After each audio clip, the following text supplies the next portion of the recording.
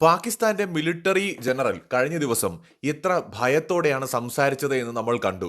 അദ്ദേഹം പാകിസ്ഥാനികളോട് പറയാണ്, ഇന്ത്യയും പാകിസ്ഥാനും ഒന്നല്ല, രണ്ടാണ്. ഇത് നിങ്ങൾ നിങ്ങളുടെ മക്കളെ പറഞ്ഞ് പഠിപ്പിക്കണം.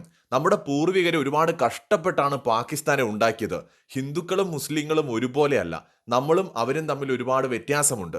അതുകൊണ്ടാണ് നമ്മുടെ പൂർവികർ അങ്ങനെ ചെയ്തത് എന്നൊക്കെ പറഞ്ഞുകൊണ്ട് വർഗീയതയൊക്കെ പറഞ്ഞിട്ട് വളരെ വലിയ ദൈർഘ്യമേറിയ ഒരു പ്രസംഗം അദ്ദേഹം നടത്തി. അതിൽ അദ്ദേഹം പറഞ്ഞു വെക്കുന്നത്, തലമുറകളായിട്ട് ഇത് നിങ്ങൾ പറഞ്ഞു കൊടുക്കണം. പാകിസ്ഥാൻ എന്ന് പറയുന്നത് പ്രത്യേകമാണ്. അതായത് ഇന്ത്യയോടുള്ള ശത്രുത കുട്ടികളുടെയും പുതിയ തലമുറയുടെയും മനസ്സിൽ വളർത്തണമെന്നാണ്.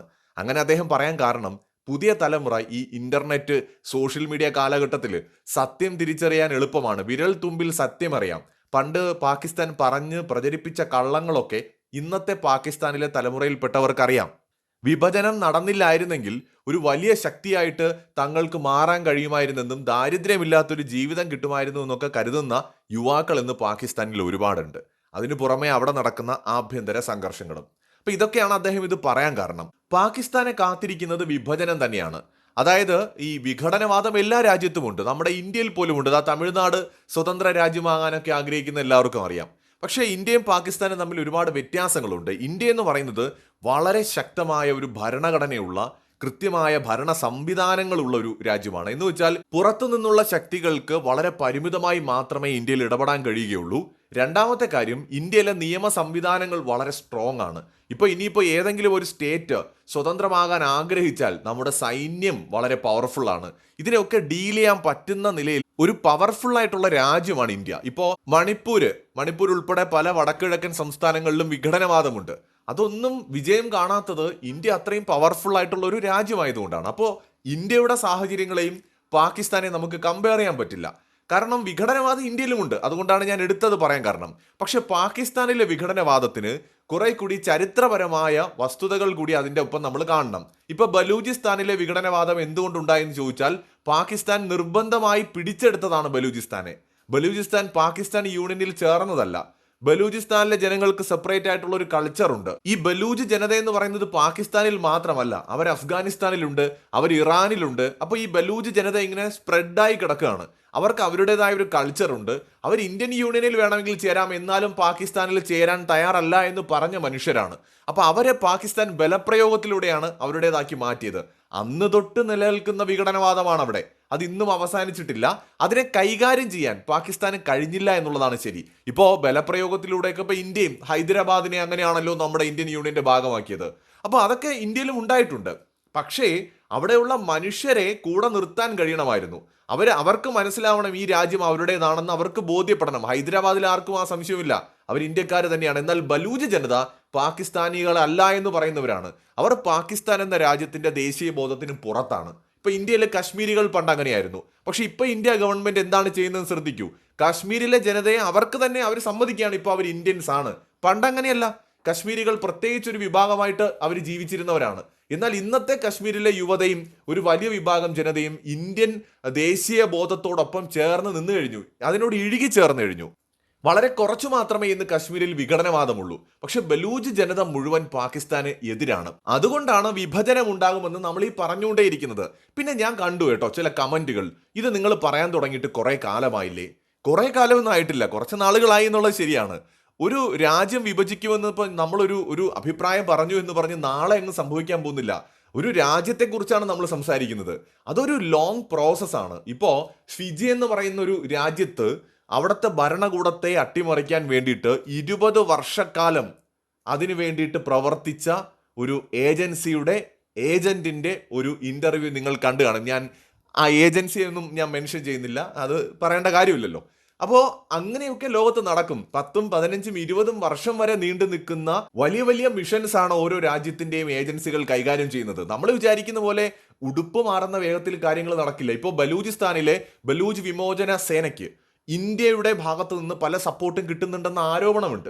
ഞാൻ പറയുന്നില്ല ഇന്ത്യ അങ്ങനെ ചെയ്യുന്നു എന്ന്. നമ്മൾ അങ്ങനെ ചെയ്യുന്നു എന്ന് നമുക്ക് പറയാൻ പറ്റുമോ? അത് അന്താരാഷ്ട്ര നിയമങ്ങൾക്കെതിരായിട്ടുള്ള ഒരു കാര്യമാണ്. നമുക്കൊരിക്കലും നമ്മളാണ് അത് ചെയ്യുന്നതെന്നൊന്നും പറയാൻ പറ്റില്ല. അങ്ങനെ ഒരു ആരോപണമുണ്ട്, ഇന്ത്യൻ ഏജൻസികൾ അവരെ സപ്പോർട്ട് ചെയ്യുന്നു എന്ന് പറഞ്ഞിട്ട്. 71 ബംഗ്ലാദേശ് എന്ന ഒരു രാജ്യം ഉണ്ടാകുമെന്ന് ആരെങ്കിലും പ്രതീക്ഷിച്ചോ? പക്ഷെ അതിന് വേണ്ടിയിട്ട് അതിനായിട്ടുള്ള ഒരു പരിശ്രമം എത്ര നാൾ മുമ്പേ തുടങ്ങിക്കാണുമെന്ന് ആലോചിച്ച് നോക്കുക. അതുപോലെ ബലൂചിസ്ഥാൻ ഒരു സ്വതന്ത്ര രാജ്യമാകുക എന്നുള്ളത് ഭാവിയിൽ സംഭവിക്കാൻ പോകുന്നൊരു കാര്യം തന്നെയാണ്. പക്ഷെ ബലൂചിസ്ഥാനിൽ നിൽക്കുമോ എന്നുള്ളതാണ്. പാകിസ്ഥാൻ വിഭജിക്കപ്പെടാൻ സാധ്യതയുണ്ടോ എന്നുള്ള ഭയം കൊണ്ടാണ് മിലിറ്ററി ജനറൽ ഇന്നലെ അതൊക്കെ സംസാരിച്ചത്. പക്ഷേ ഇത് ബലൂചിസ്ഥാനിൽ മാത്രം ഒതുങ്ങുമോ? ഇനി പാകിസ്ഥാനും ഇന്ത്യയും തമ്മിൽ ഒരു യുദ്ധമുണ്ടാവുകയാണെങ്കിൽ പാകിസ്ഥാൻ പല പല കഷ്ണങ്ങളായിട്ട് മാറുക മാത്രമല്ല, പാകിസ്ഥാൻ എന്നാൽ പഞ്ചാബ് എന്ന് മാത്രമായിട്ട് മാറും. നമ്മൾ ഈ പാകിസ്ഥാനെ കുറച്ചും കൂടെ വളരെ ഡീറ്റെയിൽ ആയിട്ട് നമുക്കൊന്ന് പരിശോധിക്കാം. പാകിസ്ഥാന്റെ ഈ ഒരു മാപ്പിലേക്കൊന്ന് നോക്കുക. അവർക്ക് പ്രധാനമായിട്ട് 4 പ്രൊവിനൻസ് ആണുള്ളത്. ഒന്ന് ബലൂചിസ്ഥാൻ. മാപ്പിൽ കാണുമ്പോൾ തന്നെ നമുക്കറിയാം വളരെ വലിയ ഭൂപ്രദേശം. പാകിസ്ഥാൻ എന്ന് പറയുന്ന രാജ്യത്തിന്റെ ഏറിയ പങ്കും ബലൂചിസ്ഥാൻ എന്ന് തന്നെ പറയാം. പിന്നെ ഉള്ളത് സിന്ധാണ്. അത് കഴിഞ്ഞാൽ പഞ്ചാബ് ഉണ്ട്, ഖൈബർ പക്തൂൺഖ്വ മേഖലയുണ്ട്. അങ്ങനെ 4 പ്രവിശ്യകളുണ്ട്. അതിന് പുറമെ പാകിസ്ഥാൻ അനധികൃതമായി കൈവശപ്പെടുത്തിയിരിക്കുന്ന ഇന്ത്യയുടെ ജമ്മു കാശ്മീരിന്റെ ഭാഗങ്ങൾ, ഗിൽജിത്ത്, ബാൾട്ടിസ്ഥാൻ, പിന്നെ പാകിസ്ഥാൻ ആസാദ് കാശ്മീർ എന്ന് വിളിക്കുന്ന ഒരു പ്രവിശ്യ, ഇതെല്ലാം കൂടെ ചേരുന്ന പാക് അധീന കാശ്മീർ. ഇത് പാകിസ്ഥാന്റെ നിയന്ത്രണത്തിലാണ്, അവരുടേതല്ല, പക്ഷെ നിയന്ത്രിക്കുന്നത് അവരാണ്. അപ്പോൾ അതിനെ ഒരു പ്രവിശ്യയായിട്ടൊന്നും കണക്കാക്കാൻ പറ്റില്ല. അവിടെ പ്രത്യേകമായിട്ടുള്ള ഭരണ സംവിധാനങ്ങളൊക്കെയാണ് ഏർപ്പെടുത്തിയിരിക്കുന്നത്. എന്നാൽ ബലൂചിസ്ഥാൻ, പഞ്ചാബ്, സിന്ധ്, ഖൈബർ പക്തൂൺഖ്വ മേഖല, ഈ ഖൈബർ പക്തൂൺഖ്വ മേഖലയൊക്കെ വളരെ ചെറിയ പ്രവിശ്യയാണ്. പക്ഷേ ഈ പ്രവിശ്യകൾ, ഈ 4 പ്രവിശ്യകളിൽ ബലൂചിസ്ഥാനാണ് ഇപ്പോൾ വേർപെടുന്നതിനായിട്ട് ഏറ്റവും ശക്തമായിട്ടുള്ള ഒരു പ്രതിഷേധങ്ങളും സമരങ്ങളും സൈനികമായിട്ടുള്ള ആക്രമണങ്ങളും ഒക്കെ നടത്തിക്കൊണ്ടിരിക്കുന്നത്. ഇനി സിന്ധിന്റെ കാര്യത്തിലേക്ക് വന്നു കഴിഞ്ഞാൽ, സിന്ധ് എന്ന് പറയുന്ന സ്റ്റേറ്റിന് തനതായ ഒരു ചരിത്രവും തനതായിട്ടുള്ള ഒരു സംസ്കാരവുമുണ്ട്. സിന്ധും പാകിസ്ഥാനിൽ നിന്ന് വേർപെടണമെന്ന് ആഗ്രഹിക്കുകയാണ്. പാകിസ്ഥാന്റെ ഭാഗമായിട്ട് തുടരാൻ അവർ ആഗ്രഹിക്കുന്നില്ല. പക്ഷെ ബലൂചിസ്ഥാനിൽ ഉള്ളതുപോലെ ശക്തമായ ഒരു പ്രതിഷേധമോ അത്രത്തോളം ശക്തമായ ഈ സായുധ പോരാട്ടമോ ഒന്നും സിന്ധിലില്ല. എന്നാൽ ഖൈബർ പക്തൂൺഖ്വ മേഖലയിലുണ്ട്. ഈ ബലൂജ് വിമോചന സേനയുമായി ചേർന്ന് പ്രവർത്തിക്കുന്ന തെഹ്രീക്ക് ഇ താലിബാൻ, അതുപോലെ അഫ്ഗാനിസ്ഥാന്റെ സപ്പോർട്ടോടു കൂടി പ്രവർത്തിക്കുന്ന വിഘടനവാദ ഗ്രൂപ്പുകളൊക്കെ സജീവമാണ് ഖൈബർ പക്തൂൺഖ്വ മേഖലയിൽ. ഈ ഖൈബറിലുള്ള മനുഷ്യരുടെ ചരിത്രവും സംസ്കാരവും പഞ്ചാബുമായിട്ട് താരതമ്യപ്പെടുത്തുമ്പോൾ തികച്ചും ഡിഫറൻ്റ് ആണ്.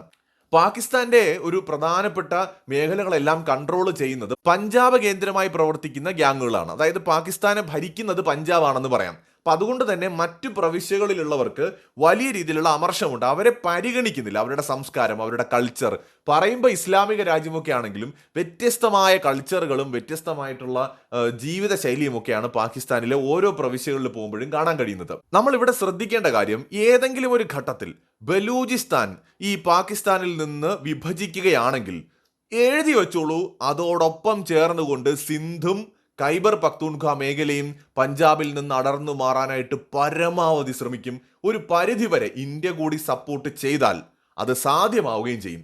അങ്ങനെ വന്നാൽ പാകിസ്ഥാൻ എന്ന് പറഞ്ഞാൽ പഞ്ചാബ് എന്നതിലേക്ക് ചുരുങ്ങിപ്പോകും. ഈ കാണുന്നത് പോലെ ഒരു മാപ്പായിരിക്കും പിന്നെ നമ്മൾ കാണുക. പാകിസ്ഥാന് 4 പ്രവിശ്യകൾ ഉണ്ടെന്ന് നമ്മൾ പറഞ്ഞു. അതിലെ ബലൂചിസ്ഥാനാണ് ഏറ്റവും വലുത്. ഏതാണ്ട് 3.5 ലക്ഷം സ്ക്വയർ കിലോമീറ്റർ ആണ് അതിന്റെ വിസ്തീർണം. പോപ്പുലേഷൻ 1.5 കോടിയേ ഉള്ളൂ. ഇനി ഖൈബർ പക്തൂൺഖ്വ ആണെങ്കിൽ 1 ലക്ഷം സ്ക്വയർ കിലോമീറ്റർ ആണ് അതിന്റെ ഒരു ഏരിയ എന്ന് പറയുന്നത് ടോട്ടൽ. അവിടുത്തെ പോപ്പുലേഷൻ എന്ന് പറയുന്നത് 4 കോടിയാണ്. സിന്ധ് പ്രവിശ്യ എടുക്കുകയാണെന്നുണ്ടെങ്കിൽ 1,40,000 സ്ക്വയർ കിലോമീറ്റർ ആണ് വിസ്തൃതി. എന്നാൽ അതിന്റെ പോപ്പുലേഷൻ എന്ന് പറയുന്നത് 5.5 കോടിയാണ്. ഇതിൽ പഞ്ചാബ് എന്ന് പറയുന്നത് 2 ലക്ഷം സ്ക്വയർ കിലോമീറ്റർ വിസ്തൃതി ഉണ്ട്.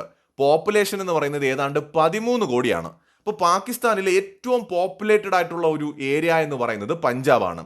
അതോടൊപ്പം തന്നെ ഈ ബലൂചിസ്ഥാൻ കഴിഞ്ഞാൽ പാകിസ്ഥാനിലെ ഏറ്റവും വലുപ്പമേറിയ ഒരു പ്രദേശവും പഞ്ചാബാണ്.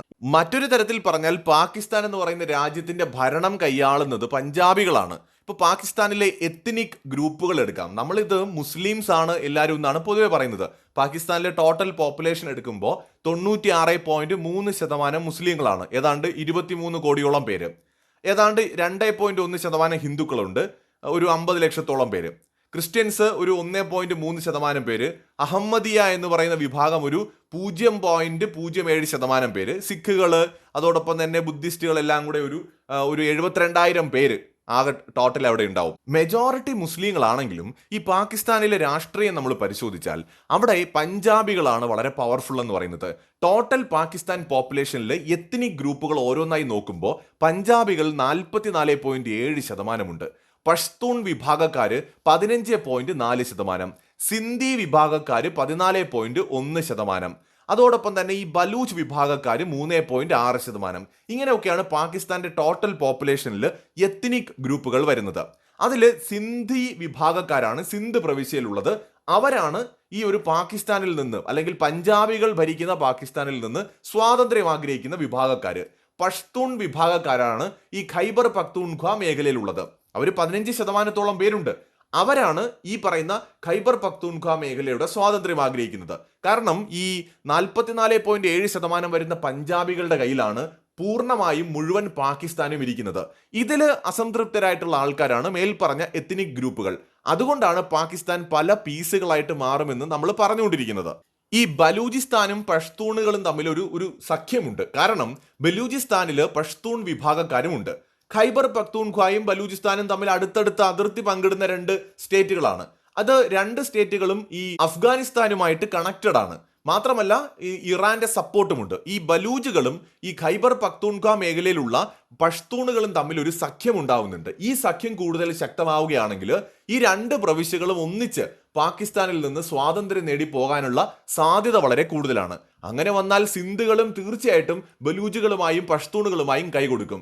അവശേഷിക്കുന്ന പഞ്ചാബികൾ മാത്രം ഭരിക്കുന്ന പഞ്ചാബ് പ്രവിശ്യ മാത്രമുള്ള ഒരു രാജ്യമായിട്ട് ഭാവിയിൽ പാകിസ്ഥാൻ മാറാനുള്ള സാധ്യത വളരെ കൂടുതലാണ്. പ്രത്യേകിച്ച് ഇന്ത്യ പാകിസ്ഥാനിലെ ഈ വിഘടനവാദ നീക്കത്തെ സപ്പോർട്ട് ചെയ്യുക കൂടി ചെയ്യുന്നുണ്ടെങ്കിൽ പാകിസ്ഥാൻ വിഭജിക്കാനുള്ള സാധ്യത വീണ്ടും വർദ്ധിക്കും. ഇതാണ് പാകിസ്ഥാനിലെ നിലവിലെ യാഥാർത്ഥ്യം എന്ന് പറയുന്നത്. ഈ ഒരു യാഥാർത്ഥ്യം അറിയാവുന്നത് കൊണ്ടാണ് പാക് മിലിറ്ററി ജനറൽ ഭയപ്പെട്ടുകൊണ്ട് നിങ്ങൾ പാകിസ്ഥാന്റെ ചരിത്രം പഠിപ്പിക്കണം, ഇന്ത്യയോടുള്ള ശത്രുത എന്താണെന്ന് പറഞ്ഞു കൊടുക്കണം എന്നൊക്കെ അവിടെയുള്ള യങ്സ്റ്റേഴ്സിനോട് പറയുന്നത്. സോ പാകിസ്ഥാന്റെ ഒരു ഭാവി അത്ര നല്ലതൊന്നും ആയിരിക്കില്ല. ഇന്ത്യയെ സംബന്ധിച്ചിടത്തോളം ഇന്ത്യ ഉറപ്പായിട്ടും അവിടെ ഇടപെടാൻ സാധ്യതയുണ്ട്. കാരണം നമ്മുടെ രാജ്യത്തിനെ തകർക്കാൻ അവർ ശ്രമിക്കുമ്പോൾ നമ്മൾ കൈയും കെട്ടി നോക്കി നിൽക്കില്ലല്ലോ, നമ്മളും തിരിച്ചു പണിയും. അവസാനം പാകിസ്ഥാൻ എന്ന് പറയുന്നത് വെറും പഞ്ചാബ് മാത്രമായിട്ട് മാറും. മറ്റൊരു വീഡിയോയുമായി വീണ്ടും വരാം.